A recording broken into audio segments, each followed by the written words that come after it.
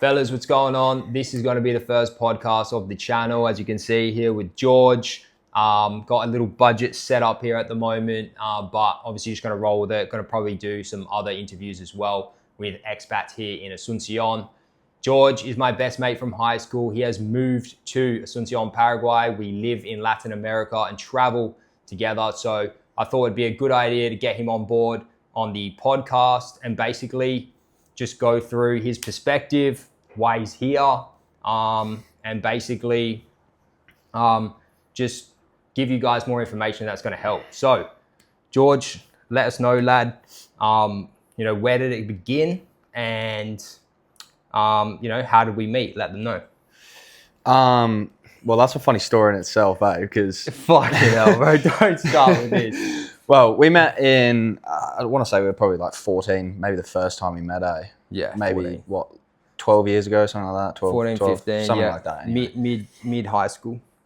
I didn't really know you, but it was like, I knew people that you were friends with or that were in your year group at school. I was in a different school. I was obviously not anywhere near where you guys were or hung out with you guys, but I had some friends that lived in my area that went to your school. Mm-hmm. And then I started hanging out with them and going to things with them and events. And obviously I knew who you were and you thought you were a fucking big shot. Never really spoke, And then I think it must have been around maybe like 16. Year 11, right? Yeah. Year 11, we started getting super close, right? Went to going to parties together. Yeah. Chasing birds, getting fucked up on the weekend, as you do. And during that period, guys, year 11, year 12, the last 2 years of high school, me and George were always having, outside of the bullshit and the high school crap, we were sometimes having serious conversations and, a little bit about travel, right? A little bit about making money online and stuff from that screenshot that I have. I'll put up the screenshot on the screen. It's quite funny. Well, I think even before like all the talking about more seriously and like stuff seriously, making money online and it was always like personal development. I mean, even when we were like 15, it was like chicks. Like you want to get better at getting with chicks at parties, and you want to social proof and social circle and that kind of thing. And I think just as we got a bit older, it was more like, all right, let's fucking figure out how to make money and live a better life and just fucking not get stuck in the trap of. I remember sending you that message, man. So crazy story is I was watching a music video, and the music video was just this dude who put on like some VR goggles, and just basically it was just like a perspective of him like just living this crazy life of like Thailand, waking up, like swimming by the pool, like just having fun by the beach and all that shit. And I remember watching it for the first time and I was like, fuck man, like I want to do that. Yeah. And that's when that message came about, and I messaged you and I was like, dude, like I remember saying it, I was like, there's got to be more to life than like just this. And you were like, that's when you said to me the first time, that's why I'm getting into online business. So yeah. I think you were kind of already there. I don't know. I mean, maybe you can tell a little bit on that. Ever since I was about 15, I was reading a blog, right? So I was already kind of trying to map my way out of the system and seeing what basically opportunities there were outside of the 9-to-5 bullshit that they're all selling us, right? So I had already kind of been following a guy who was making money online from a blog, like this self-development channel. And so I was just obsessed with that. And obviously, self-development, eventually you want to make money. And so that's kind of where I went. I had worked a job after that, after high school, worked a job, right? Absolutely hated it. Eventually escaped 9 months later. And me and you from 18 to 21, 22 were just out every weekend. Every weekend, yeah. Yeah, pretty much. And me and you were in the same 9-to-5 job, right? At this fucking sales That's company. the other thing, right? Like, we ended up working in the same place, and I mean, you got that job first, and I ended up staying there a lot longer than you did. I mean, question for you though, like, because I actually don't know the answer to this. Like, when do you remember the first time that you saw something or something change your perspective where you were like, fuck, I want to do this instead of like doing a 9-to-5? Do you remember the exact moment that was, or what it was you came across, or like the thing that someone told you? I mean, my brother woke me up really early, bro, and he was into network marketing, right? So he was selling like an energy drink fucking for some like network marketing company. And everyone was telling him he was a dickhead, that he was like gullible and it wasn't going to work out and it was a pyramid scheme and all this shit. Technically, network marketing is kind of a bad business because it is a pyramid scheme. Yeah. But my brother was like saying to me, like, I remember sitting down in the room, he had like a whiteboard up and I'd be like, I was on the bed and he was just like, bro, you can make money online. Like you can fucking make money passively. Like these guys I just met were doing it. He's like, they're at the fucking top of like, you know, the pyramid. But he was telling me and showing me how these guys were doing it. And he had said that he had met these people. And so his like drive and passion and want for that life that he had told me kind of just fucking reflected into myself. And I was like, well, I want that too, right? So I was like searching for the same answers. Obviously, I started Amazon KDP. My first book failed. That's a good story. Right? And then we went to this fucking sales company and I worked there for 9 months. And during that whole fucking 9-month period, dude, I wanted to kill myself. Yeah. Like I remember people telling me when I rock up that I looked like a zombie. Yeah. When you rocked up, usually late because you didn't want to go. Yeah, I was like the fucking last one in, first one out every time. Yeah. But I guess it was just that moment, bro, along with like all the other moments of when people would like lay out the future for me and the path, it was just like, fuck that. Yeah. Right. And so that's why I was able to like get out quicker than most because I kind of was thinking about it from a young age. But for you, I guess it was a little different, right? We were partying and fucking around for like an extra 4 years while I was making money online, but you had never really done any serious work about it. Why do you think you didn't like make the move and, you know, basically invest in your education to be able to escape earlier than what you did? I think it just comes down to like not, I mean, you say it all the time, like not hating the position you're in. Like I wasn't loving it. I wasn't waking up every morning and going, fuck yeah, I get to go to my 9 to 5. But I wasn't in a position where I was like, I hate this shit. Whereas like towards the end of that cycle, I mean, I was working from 18 to 25. So what's that? I mean, it's nothing in comparison. Like some of these older guys have been doing this for 20 years. So I'm not about to sit here and say it was difficult, but I got to the end of that and I was like, fuck, like I have done this. I don't know if I can keep doing it. Like I don't like getting told when to get up, when to do this, like squeezing in my time for the gym, fucking being told I only get time, like having to ask for time off, like going on holidays, shit like that was just, it got to a point where I just got super sick of it. And I think once you're really sick of something, really sick of like a situation or like a position you're in life, I actually say that like, before that Europe trip, I was like in the middle of like a mini fucking quarter life crisis. Like I didn't know I noticed you were calling me more about it and you were pissed off more about your job. Yeah. Before that Europe trip. Yeah. Right. So you were starting to despise and like fucking actually develop an actual hatred for that life. Yeah. And you didn't want it. I just didn't see like the avenue ahead. I didn't see that coming to like a good fruition of like something positive. I just thought it's like, and it's crazy because once you start to realize that, like you really start to realize everything else, like that people don't understand, like general day-to-day people just don't understand of like, this isn't just the only option. Then you start realizing like, okay, this is where ideally like they want you to be. This is where like the taxpayer, this is where they want you to be. They want you to be in this trap, right? Of course. And you don't realize that. It's not mentioned for a reason, right? Like if people knew that there was another option and they actually believed it, it'd be a lot different. But in order for the system to work, it's not gonna work that way. No. Right? No. So the calls to me were increasing. You had a girlfriend and we organized a Euro trip. Yeah. Right? Yeah. So fill us in because this Euro trip was the breaking point. This is where everything fucking changed. Yeah. So fill us in. What happened? So basically, I was working a job. I was in sales, in corporate sales at a car dealership, and I was doing that for 4 years. So same job during COVID, and I actually, to be honest, man, like if I'm giving props, I learned a lot of skills from there in terms of like stress management, optimization and organization, things like that. So I did learn a lot that actually still helped me today, but I fucking hated it. Like it's just the consistent stress, the long days. I was doing like 15-hour days, including drives. Doesn't include the gym. Doesn't include other shit. Like it was full on. And I saved up. I had a girlfriend at the time, so I was with this chick for, I think, 2 years up until that point. First girlfriend I ever had, completely like was head over heels for her.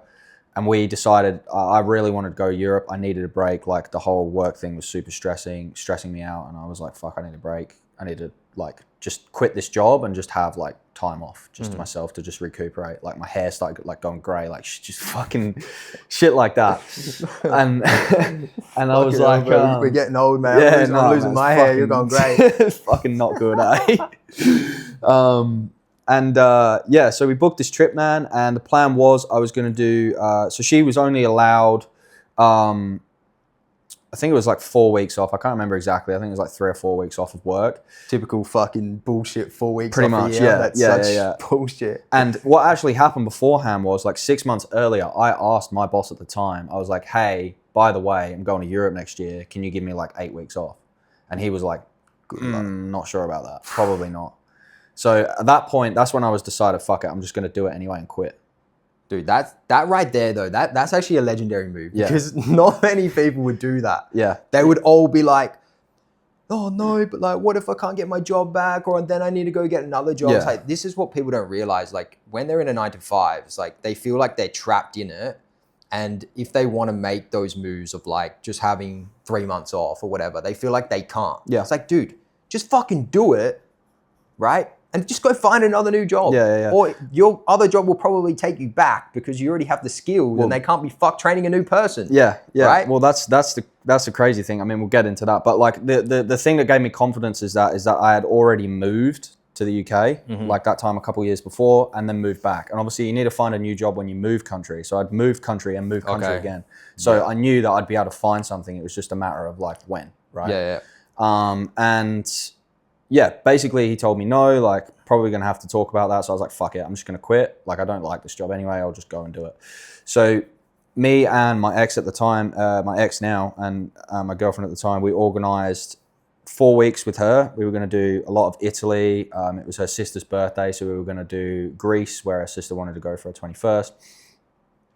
And we we're gonna do Amsterdam, because I fucking absolutely love Amsterdam. It's just an amazing city.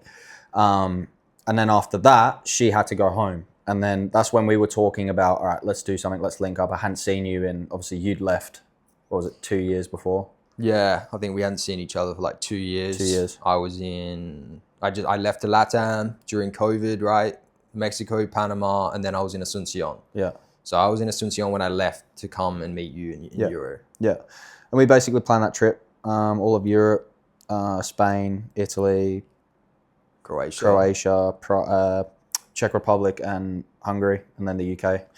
And yeah, man, the turning point for me was like, I was still thinking at that time, like, okay, I'm going to go, like, up until I met up with you, I was still thinking at that time. Remember, I was kind of doing the KDP thing. I was doing a little bit, but like not really fully in. I was kind of planning on doing that and going home. I was actually thinking about joining the police. Right, I'll go home, I'll join the police. That's what I was thinking about doing. With Barnesy? Yeah. Fucking pigs? Yeah. So I was thinking about going home and joining the police. Fuck it, will be a different career. I'll probably enjoy it a bit more. And I remember, I don't remember the exact point it was, but that trip, man, I was realizing as you were telling me on a daily basis, like, I would be like, oh, how's your KEP going? You were like, oh, yeah, not too bad. Made this today. You know, made this today. And I remember sitting there in my head, I'm thinking, we're doing the same fucking thing. Just getting hell pissed off at me. Dude, I'm smashing my card. I'm checking my account on a daily basis, just watching my balance. Just, you know, I saved a decent amount. I saved like 30K. So I was pretty comfortable. Yeah. Right? But I remember just fucking smashing my card, just thinking, just watching the money go down. I'm like, fuck, man. Like, you know, it's going down, nothing's coming in. Like, I knew this would happen. It is what it is. And then I talked to you, and we'd be going and buying the same food.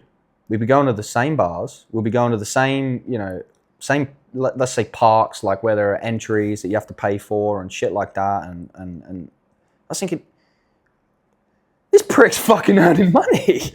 I was like, this guy's just had a free day. Yeah, I did. I was probably making money still. Yeah. I was definitely actually making money still. Yeah. But that right there is so important, man. Exposure to people living a life like that. Yeah.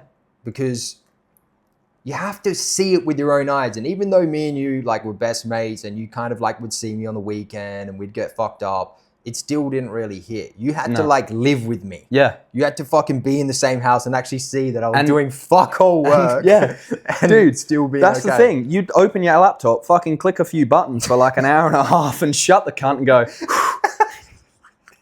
big day. And I'd go, are you a prick? Nah, bro. I put myself in that position, right? Yeah, 100%. I built that passive 100%. business. Dude, you were doing it since you were like 17 years old. So like, it's no disrespect at all. No. But this is what's funny about it, bro. People think that like it's this hard, crazy thing. Yeah, it's like it's not. All it is avoiding the bullshit. Yeah. Right. The bullshit conditioning, the system, the negative thoughts, the crappy people that basically just give you no hope. Yeah. Right. It's just avoiding that and then going your own path and actually just committing. And once you do it, and when you run a business, like you're the owner, you can do as much or as little work as you want. You can outsource all the tasks and make it as passive as you want in most cases. It's like, I don't know, man. It's just a fucking no-brainer. Like, it's just a win-win-win-win situation on all fucking perspectives. Yeah. To not work a 9 to 5 and live that life. Yeah. Right. Yeah. So, all right. So we had fun in Euro. Good trip. Right. Yeah. That realization clicked for you. Well, I knew there was nothing that was going to happen overnight, so I knew I had to go home. Mm-hmm. Right. So I remember. How'd that feel, by the way? Dude. He was so pissed. Dude. We were in London and I was going to Gran Canaria, Spain to just nomad. To fucking open your laptop for an hour and a half and close it down. And he had to go back home to Perth, Australia, and he was fucking pissed. It was like leaving like a little puppy. You were so fucking sad, bro. Dude, I remember like, and I love where I live. Like, we live in Perth's a great place. Like, it's beautiful. It's beautiful. Like, but the problem is like the whole thing we've been talking about with the 9 to 5 shit, and it's so hard to get ahead and so hard to get property and just all of that nonsense, right? And I remember so obviously you left. I was fucking like, yeah, nice one, mate. See you later. Like, fucking super depressed. And that's when it kind of, that is actually when like I was started to fully commit, when I was getting up and going to the cafe every day. I was doing work. I was like, no excuses. Doing extra hours outside of work. No excuses, no bullshit. I was like getting up every day. I'd go to the cafe. I'd do like 2 hours in the cafe. I'd come home. I'd do 2 hours at home. I'd go and do something for a little bit, come back, and you know what I mean? So that's when I started to do that. You started that all because of the fact of like how much it hurt and pissed you off to be back in that environment. Yeah. But like I was doing that while I was in London. Okay, yeah. So while I was still in London, and then when I left London, because I think I stayed like an extra week, I remember getting home and I saw my mum, and I was happy to see my mum and my sister and my family and stuff. And I remember being in the car with my mum, and I love my mum, obviously, but like I remember being in the car with my mum and I was thinking, fuck me. I remember driving up the freeway and I was thinking, this is dog shit. Like, I was thinking in my mind, like, I just don't want to be here right now. Like, seeing all your stories of you on the beach, playing volleyball, fucking just chilling, man. And I'm sitting on, it's you know, I think it was like September. It's raining. Yeah. You know, it's dark, it's cold. And I was just thinking, fuck this, man. Like, I need to do something about this, like ASAP. So that's actually part of the crazy story, right? Because the job I ended up getting when I got back from quitting my job, they gave it to you back, was my old job again. So if I didn't have the balls to say, fucking, no worries, mate, see you later, you would have been pissed. I would have had 4 weeks. We wouldn't have met up. And another thing though, bro, that I remember being on calls with you about was that you were going to lose the car. You had the work car. Yeah. So it was actually even more resistance for you not to quit that job. Yeah. Because you had a fucking work car. Yeah. So if they didn't get you back, when you went back home, you had to go and buy a new car. Yeah. If they didn't give you that job back. Yeah. So it just goes to show, like, there's actually multiple parts in this story where you made decisions that most weak-minded fucks, which is most of them out there, wouldn't make. Yeah. And so part of the puzzle is just fucking like those risky moments, right? That seem risky, but really you look back, it's not that risky. No.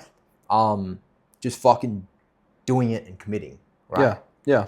Because obviously, like you said, didn't have the car, so I would have had to buy a new car.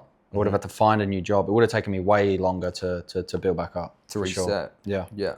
So what happened, right? You're doing a bit of Amazon KDP, which is an online business, if you guys don't know, and you changed your mind on trying to make money quicker, right? By learning the skill. Yeah, I wouldn't say I changed my mind as such, but like, so I started building my KDP. I got home in September.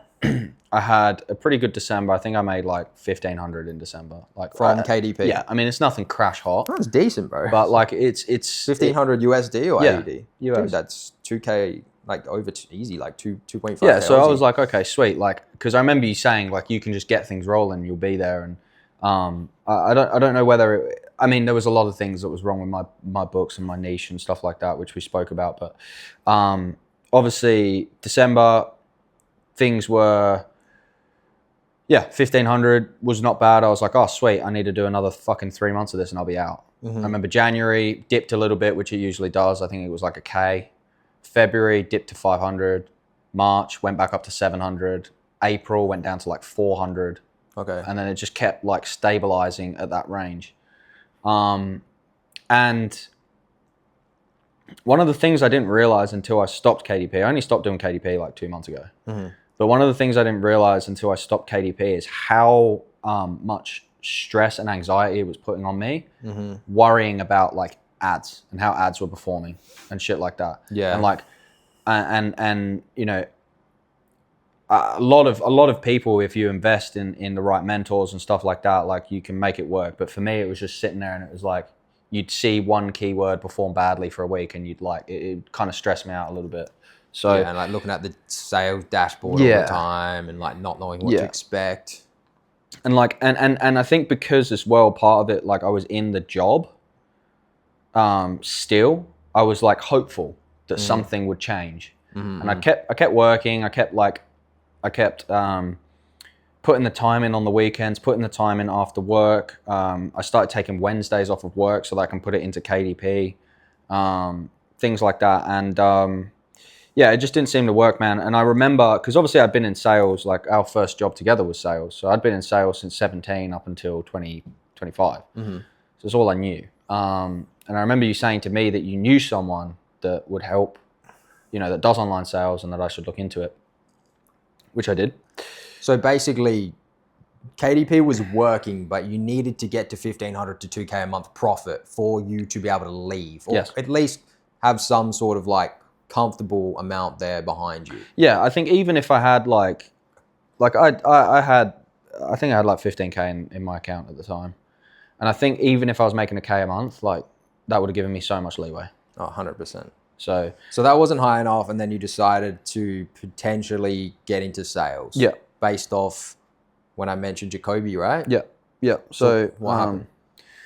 I spoke with him. Awesome dude. And he helped me out. I invested in his program. There was a lot I learned from that. How much did you invest? It's 3K US, so like 4.5 Aussie. So at the time, that was like not far off what I was making a month. Yeah, and not many people would do that, bro. Yeah. So it was like a month's wage almost. And I put it into his program, did that. And I learned a lot from that. So where was your mind at in that process when you made that investment? Like I didn't even think about it. But like, what were you thinking in terms of like where it's gonna go? Were you like super confident that it was gonna work out? I didn't care. I just knew like action. Like what's the alternative? I was like, okay, so here's where I just put it all on the table, and I was like, okay, this is where I'm at. So I've got this going on with KDP. This is probably like, this is what the patterns looked like over the last 6 months. This is where I'm at with my job. This is how much money I've got saved, right? Which at the time, an extra 4.5 or 5K I had, or 3K, whatever it was, US in my account if I didn't invest in the program. So I was thinking to myself, all right, look, there's two options I got here. I either, and you say this in sales calls all the time, right?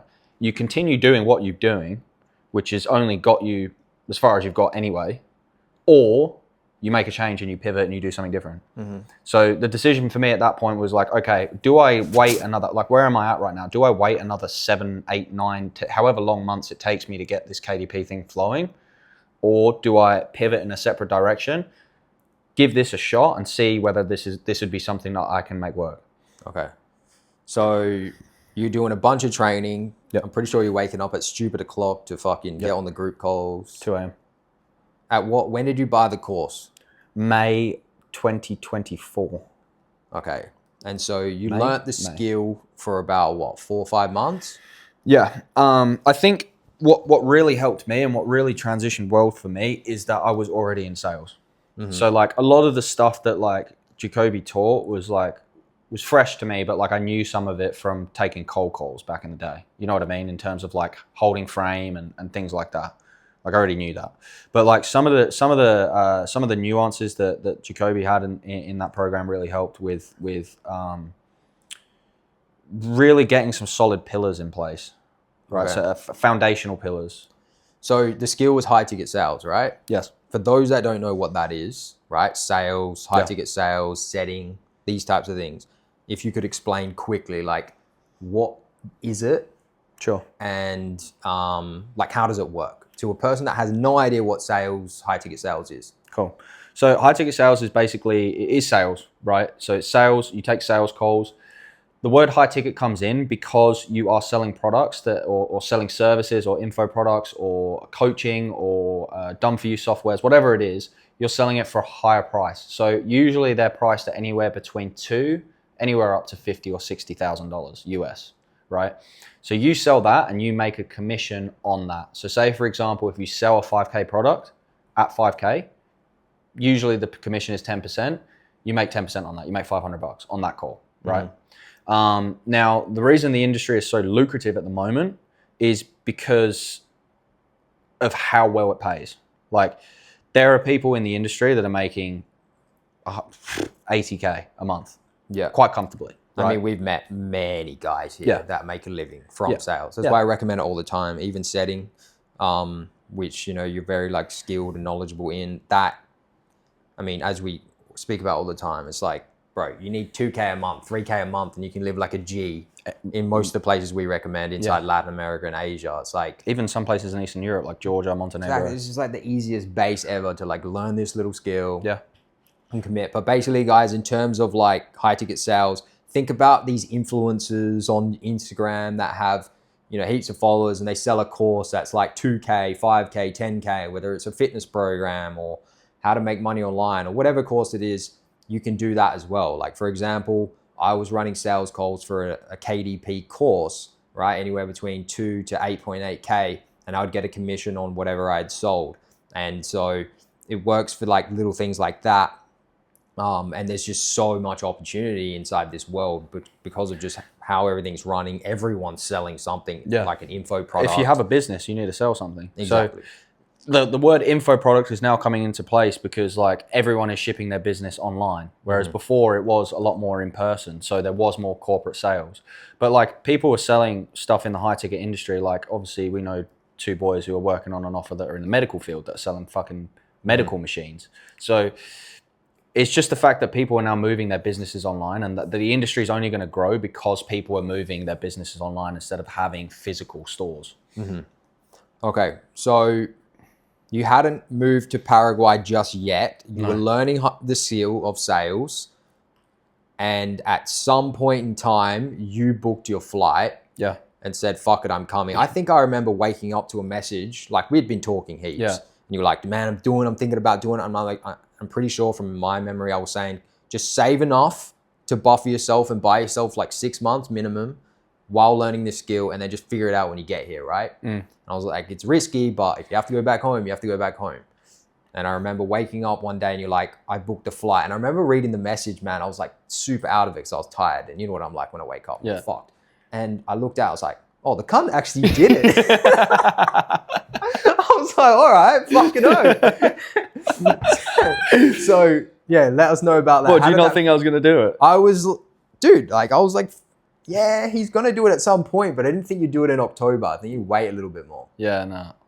So what happened there? What was that day? Like, Well, run us through that day. I actually didn't have 6 months worth of runway. I had October, November, December, January, February. I had 5, so just under 6. I mean, it's still enough. But anyway, and I was thinking about doing it. I was talking to you about it, and I do remember I don't remember exactly doing it, but I had a discussion with you, and then like a week later, I had a discussion with my mum about it before I actually booked it, and then I booked it. What'd your mum say?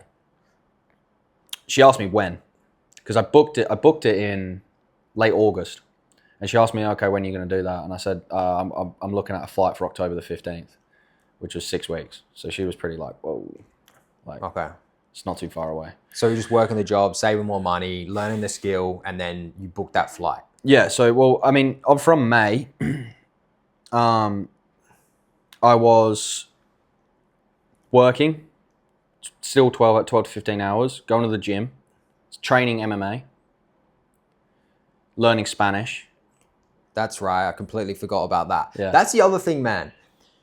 You like were learning Spanish for what, 6 months, if not more? Before I came here, almost a year. Almost a year. We were practicing in Europe, right? Yeah, Like I was almost a helping you year. in Europe. And this is another thing, boys. Like George had no job. All he had was his savings behind him before he came out to Paraguay. But like 10 months before that, he started learning Spanish and was learning Spanish every single week leading up to that. When he didn't even know that it was certain he was going to live here. But he just, in his mind, like a lot of this story that he's saying, a lot of his moves were risky plays, but they weren't just risky plays. They were also in his mind. You could tell that he was like, this is what I'm going to do. And I don't give a fuck if I fail. I'm going to keep trying. I'm going to just fucking keep committing. Someone that's literally learnt Spanish for a year without even knowing that they're going to make that goal possible. That is confidence. And that's, dude, that right there is like the law of attraction. It's like you just thinking you're already there and it's already going to happen. Yeah. And being in the process. Well, in my mind, it wasn't if, it was when. And that's how it should be for everyone, right? Like that's how the mind should always work. It wasn't like, okay, like if I go there, I was like, okay, I'm going to learn this. And, you know, I could be 5 years deep in learning Spanish. I will eventually get to the point where I leave. Yeah. But that reminds me of, we'll finish the story, but that reminds me of when we were in Spain and you heard me speaking Spanish. Yeah. So boys, I'd been in fucking Latin America for 2 years. George hadn't heard me speak Spanish yet. We got to Spain and I'm speaking and he was fucking puzzled. What happened? No, I wasn't. Well, I was actually pretty puzzled, but like we obviously went in the shop. I think you got a SIM card or some shit, didn't you? Yeah, I got a Something SIM like card, that. yeah. I don't know, bro. At the time, now I'm thinking back to it, like even a complicated conversation of like, well, it's not complicated now for us, obviously, because like we both speak pretty good, but like at the time in my mind, like even just having a conversation about a SIM card is, You thought that was like, crazy? the fuck, yeah, because like.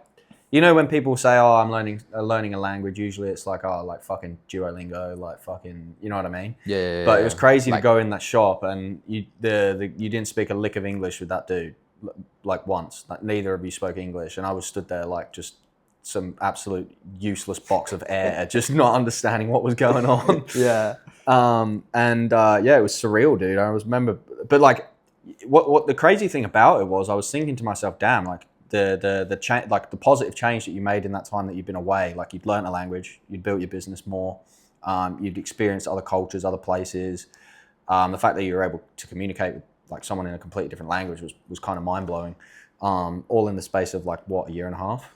Yeah, meeting the network's probably been the biggest one as well. Just the absolute fucking G's that you meet along the process. But yeah, we'll actually get into a bit of the Spanish stuff, guys. I'm sure you guys that want to travel LATAM is actually pretty fucking important in terms of the experience that you have. It's crucial. Yeah, you need to learn it. It's crucial. We will go into that. But let's finish up this story, man, in terms of the sales stuff and what happened. So you booked that flight. Yeah. Tell us about that day and then, the move over. Like, where was your head at? So I booked the flight. I was looking at the flight maybe like 2 weeks before I booked it, or a week before I booked it. Oh, no, it would have been 6 weeks before I booked it, sorry, but 2 weeks before I spoke to my mum about it, if that makes sense. Yeah. And I spoke to my mum about it, and my mum was like, okay, no worries. And I remember I was like, all right, no worries. I've cleared everything. Mum said it's okay. Mum said all good. It's not going to kill me. Yeah. And I booked it, and I was like, okay, like there was really no emotions, dude. It was more like, okay, like this is it. Like it was just, I was ready for it. I knew I wanted to do it, and the one thing I knew in my mind is I said to myself is like, the worst that will happen is you go, you have a really good time, you come home, and you do exactly what you did when you got back from Europe. And just go Again, and do the same thing again. Yeah, that's very important, man. I think for anyone that's going to make the move and make the leap, like realizing that you can just come back home and reset and go again if it doesn't work out is always a plan, and you're going to enjoy it. It's not like you're going to be fucking hating your life when you're over here. Like you're not going to be working a 9 to 5 or any of that bullshit. Well, if you think about it, it's the same as a holiday. Technically. It's the same as a holiday. You just got to make sure you're obviously working on those skills and you end up finding that job, right? Yeah. So what, you say 15K, 10K? Yeah, 15 Aussie. So 10K US 10K you say. US, yeah. You got to Paraguay. Tell us your first impression of Paraguay. Like, what did you think it was going to be like, and how was it actually? What was your initial vibes of it all? Well, my first initial thought was when I rocked up to the airport, thinking, "Fuck me, I've just rocked up to a train station." Yeah, it's pretty fucking small. Man. But no, my first thoughts were I was super nervous. Even though I'd been learning Spanish, I was super nervous to speak the language, even though I'd been learning it a little bit. So I was trying to talk with people, like, you know, when you first have to start using what you've learned, and you get a bit. But rocking up here, I remember rocking up past Biggie, and we saw Alessandro and Manu. Which they were just coming back, I think, from doing boxing or something like that. And just going up that road, dude, and just how like peaceful it kind of was, and chill. And I remember rocking up to ZT and going in there, and yeah, dude, just my impressions. It wasn't anything. I wasn't expecting anything, so that I didn't rock up and was like, oh, this is shit, or I didn't rock up and think, oh, this is way better than I thought. One thing I will say is the infrastructure surprised me a little bit. Like, in what way? Within this zone of like just how like modern some of the buildings are. Yeah, that's the thing, guys, with these like third world countries. Like when you look at them, yeah, they're looked at as shitholes, right? Or they're looked at as dangerous, whatever it is inside Latin America. But when you put yourself in like, you know, the modern and the rich zones, it's not that way. And you know, when it's your base, it's your home, and you're just focused on work, you don't really creep outside of that radius. No. And so you kind of feel like you're in a first world country at times. Right? Yeah. Well, I mean, like for us, everything's on the doorstep, right? Like we don't need to go out of that zone. I think I've been outside of that zone to go to the airport. Yeah, I think that's super important with the base. Yeah. Like you want your base to be super, super convenient so you can just focus, do your shit. And this whole idea of Paraguay being boring is just like fucking silly. It's like, bro, this is the place to work and grind. Like women need a fun city for that shit. Like, why do you need that? Yeah, I mean, I made a tweet about this today. Like Paraguay, like it is boring, but like boring is what you need when you're trying to grow and improve your situation. Like cheap, boring. Some of the best network you'll find based off the fact that there is a very good residency tax option here that obviously attracts a certain type of person with a successful business or that's making a lot of money. Good food, great food. Decent food, good steak. And the best thing about it, bro, is the fact that it's on US time zone for these people that do have online jobs, and it's on the doorstep of Brazil and Argentina. The rest of them. Best countries that, like, some of the two top countries. Yeah, I mean, we can argue about not the best, but the top. I mean, Colombia's fucking close by. Yeah, I love Colombia, but yeah. But it's there, you know what I mean? Yeah. It's close by. It's all close by. Like that's the good thing. That I was talking to about this with someone the other day. Like that's why Europe is so like admired, because you can get a small flight and be in like different places, completely different cultures. I was just like never used to that as an Aussie. Yeah. Right?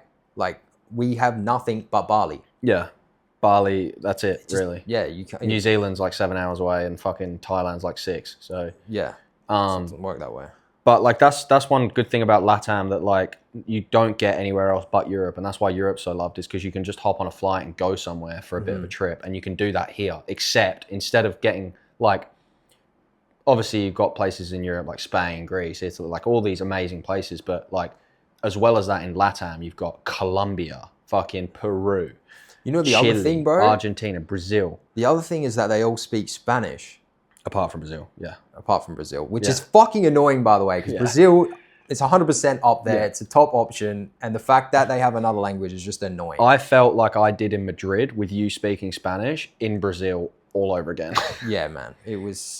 We just got back from a Rio trip, by the way, guys. It was super fun. So much to do there. But 100%, like Brazil in general, I feel like would be a solid option. But the language stuff makes or breaks these things.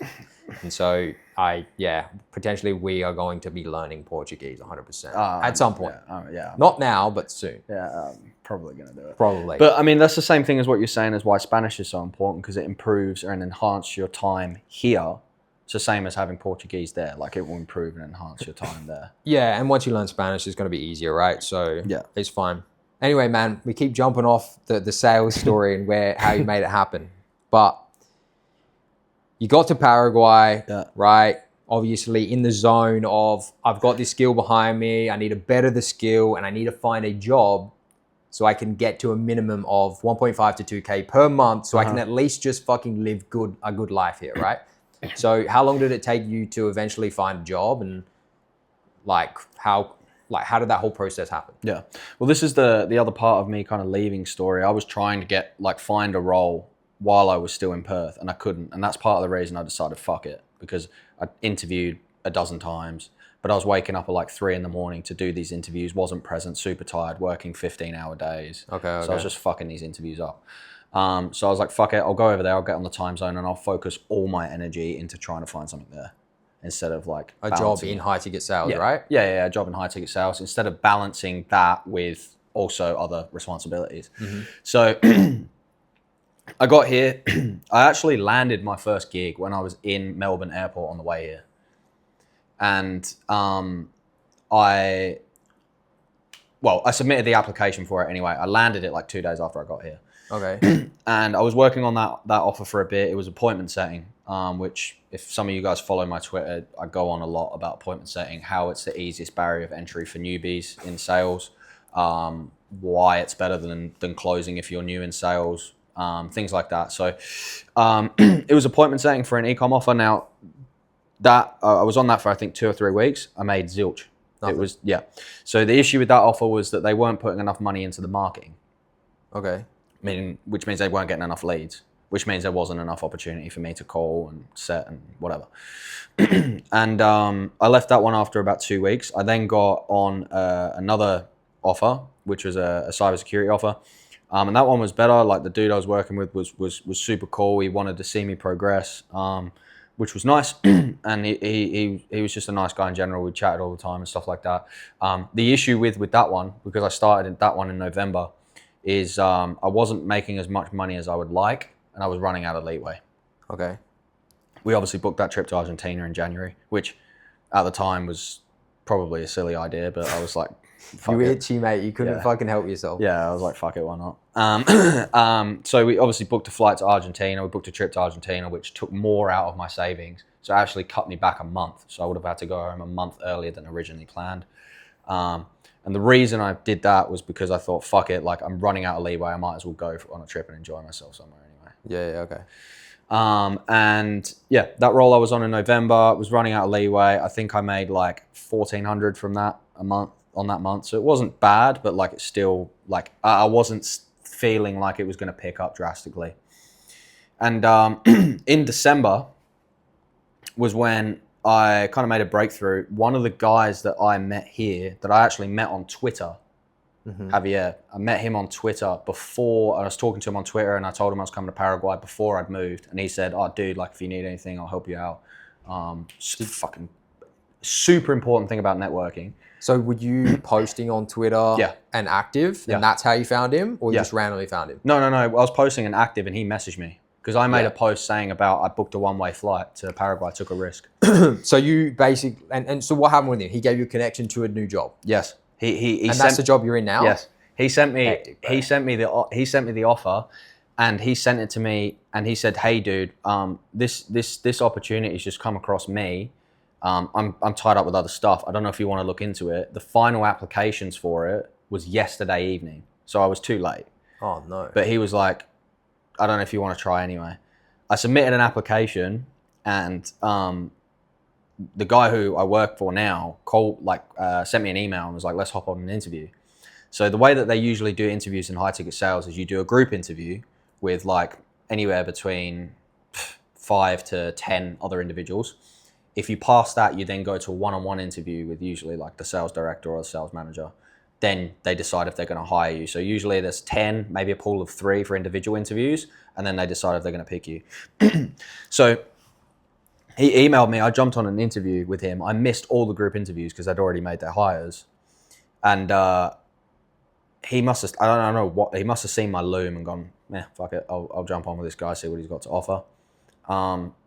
Jumped on, and yeah, we got on super well. And he was asking me questions. He was asking about the previous roles and what went wrong. I explained to him, and obviously he's thinking in his mind, maybe this kid's shit. That's why he's not been able to find anything.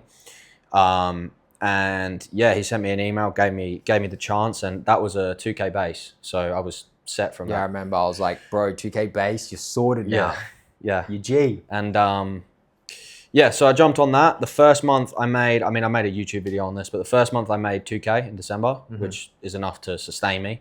And if that continued, I would have just been like, because I knew I was going to burn a bit of money in Argentina.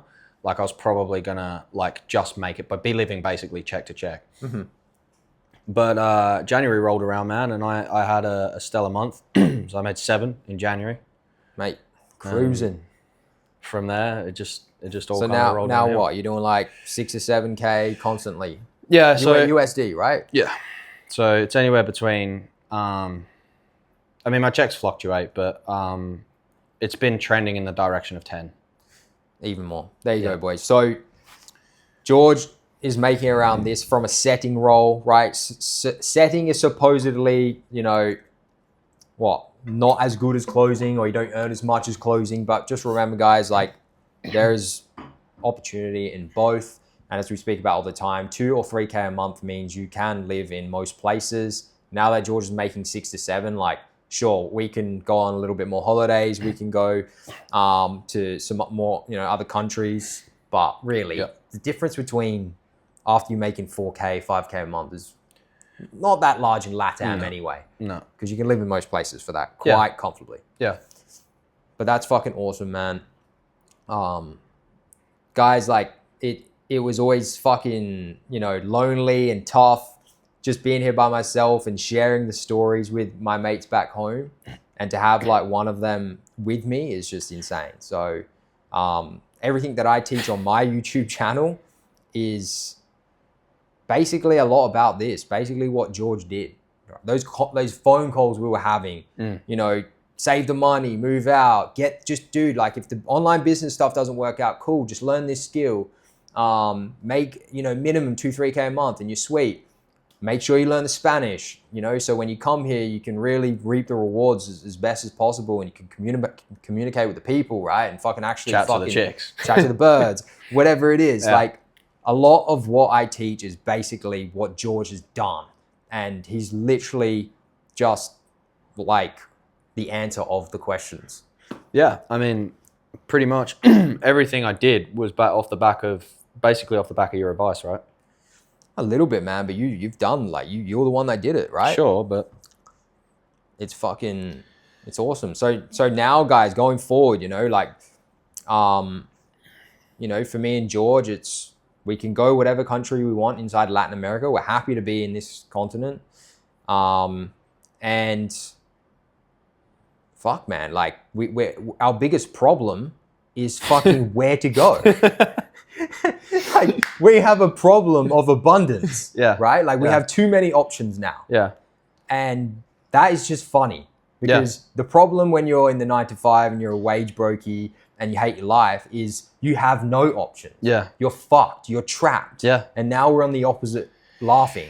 Yeah, dude. And what's funny about that is like, if I was thinking to myself when we talk about this all the time about, where do we go? I always think to myself, like, imagine if ourselves at TSA were looking at us now, stressing about where to go, bro, where to go on a trip. But dude, even just the fact that we're in Paraguay, like people laugh at Paraguay. It's all the time. Like, All the time. why would you be in Paraguay? Yeah. Where? About that, guys, about Paraguay. Let's actually talk a little bit about Paraguay just before we end this podcast. Why we chose it. First of all, guys, I came here for the residency, okay, and I decided to sort out my taxes here. I actually didn't plan on living in Paraguay. I thought it was going to be a shit place to live, and I was just going to bounce to Argentina. Well, I mean, talk about that. What made you decide to pick Paraguay as a tax option? What was that transition? What happened? Well, the thing is I was in Mexico, boys. My older brother had gotten residency in Panama. I was supposed to actually get residency in Panama as well, but they had changed the rule, and they made it more difficult to get that residency. So at that point, me and my brother were like, fuck, we need to go to Paraguay. We came here to get the residency. I wanted a plan B. I wanted a residency. I wanted to kind of just have that behind me. And the fact that I knew that there was a tax option as well was obviously like very nice thought. Yeah. But I never intended to like live here, because you don't have to live in Paraguay to have your tax option available. You can still have it active no matter where you are, as long as you don't spend 6 months. Where were you planning on going? Just traveling more, but Yeah. I was planning to go to Argentina. Right. Anyway, so me and my brother here, literally a few days, and we're like, fuck, this is the spot. Because me and my brother, we value convenience, right? You know, we're fucking lazy cunts. So we want to be close to the good shit. We wanted a simple life. Gym. Obviously cheap. Supermarket, laundry fucking, lady, yes. whatever it is. And so we knew almost instantly that we were going to stay here long term, right? What was it, like a couple of days? Dude, a few days. And then Really? we started meeting legends, man. Yeah. Like just the maddest cunts. Like these guys making money online, literally thinking exactly like me and Jake. Because me and Jake, my brother, by the way, if you don't know, we were always the weird ones, right? Yeah. We felt like we weren't normal back home. We were like always outsiders. I remember being in conversations with normal people, and I'm just thinking in my head, like, I am not supposed to be in this room. Yeah. But you come to Paraguay and it's like, you are completely normal. Yeah. What you think and what you say and what you do is like just the average person, Yeah. the average fucking gringo that you meet here in Paraguay, right? Yeah. So what was the thing when you were talking to these guys where you were like, oh, fuck, like... Just like leaving the West, bro, like how shit it is.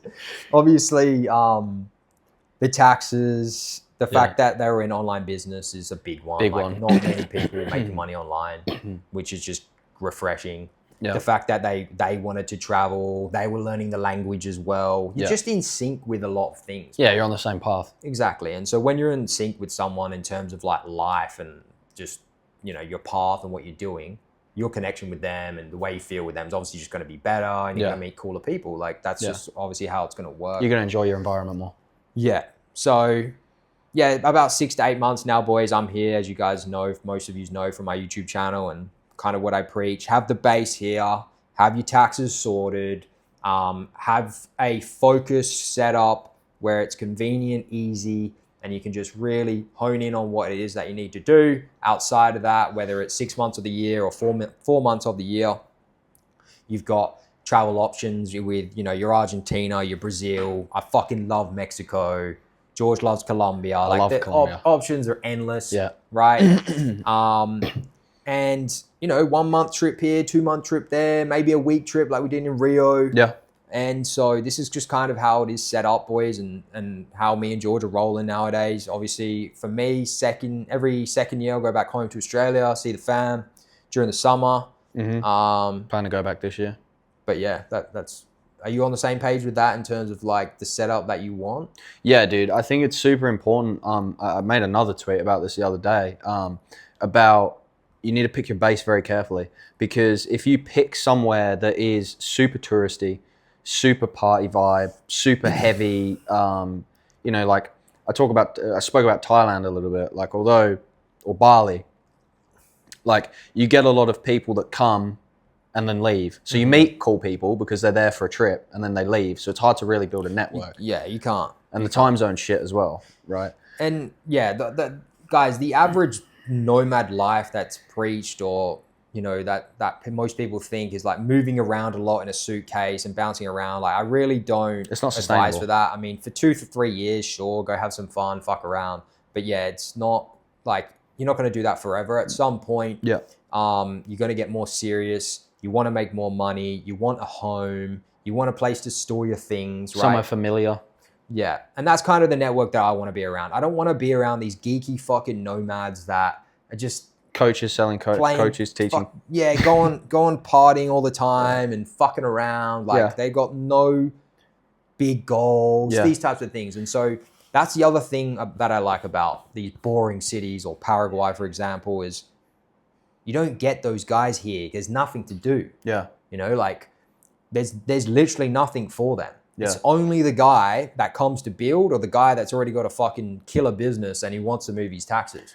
Yeah. It's like, it's the perfect spot to base. And you'll notice as well, like one thing I notice about like the basing and the people that come here and the networking is like, if you talk to them about an idea you have, they'll never shut it down. No. I mean, like, it's very common for people to shut shit down in Australia specifically as well. Yeah, I mean, all over, dude. Like, it's very... England's even terrible as well. England and Australia are the worst for that shit, man. England's terrible for it. Taking a piss. Yeah, and you don't get that here. Like, obviously, one of our mates talking about doing, you know, his thing in fucking in the meat industry, and we're like, fucking sounds good. Yeah, no, everyone supports everyone. Give it a crack, man. like, yeah. And about that, by the way, based off what you said with the sales stuff, it's like the network stuff, guys. I mentioned it before, but George found a job opportunity because he just made a few posts on Twitter.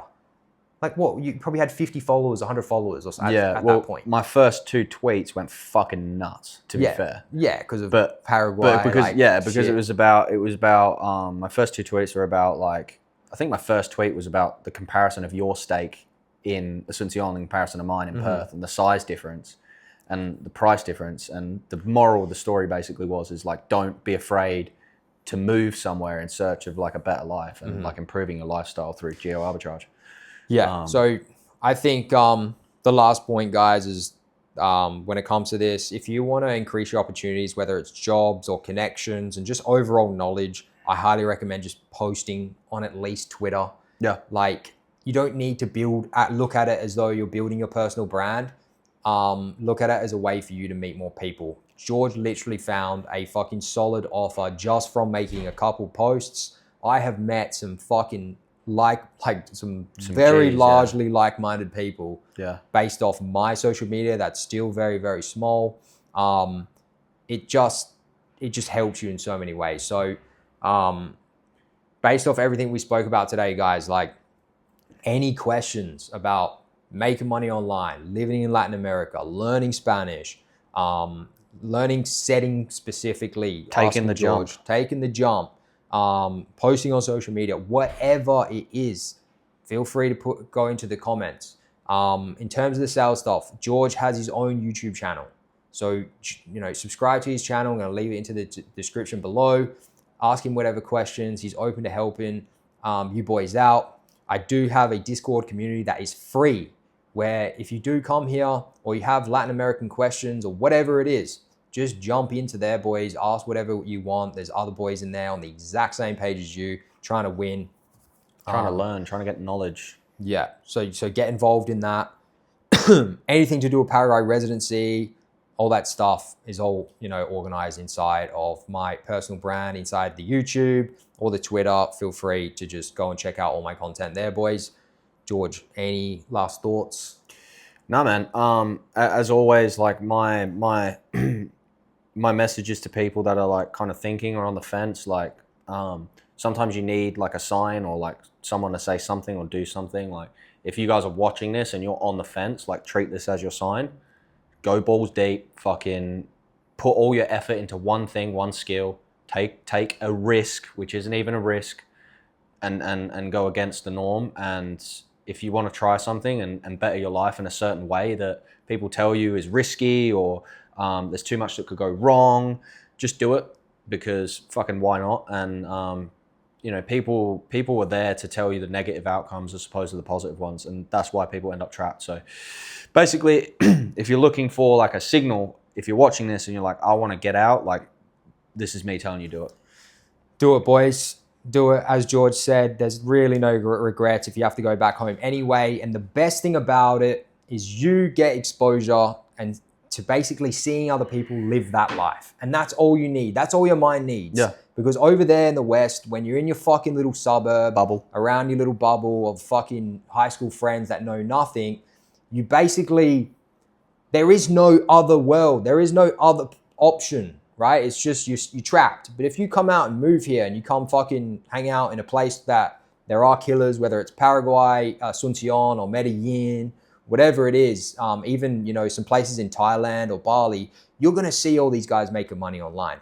And you're going to meet idiots that are making a shit ton of money. And you're going to ask yourself the question, why can't I be that guy too? 100%. Yeah. Right? Yeah. And not only that, with the setup that we always speak about, you only need 2K. Yeah. Like, bro, it's fucking easy, grand. man. This isn't a big puzzle. And that's not, that's not $2,000 just to get by. That's $2,000 like I'm eating dinners, I'm fucking going out, I'm taking dates on chicks on dates. Yeah, man, you're living like a pretty solid life. Yeah. In those 5 countries I say, right? You Santa Cruz and Bolivia. Yeah. Paraguay, Colombia, Thailand, and Vietnam. Yeah. For 2K a month, you're living like a G. Yeah. Simple. Yeah. All right, lads. That's it. Comment down below if you have any fucking questions. Let us know what you think about this setup. I know it's, you know, pretty budget, but if you want to see more, let me know and I will do more. And yeah, thanks for watching the video, lads. We'll see you in the next one. Peace.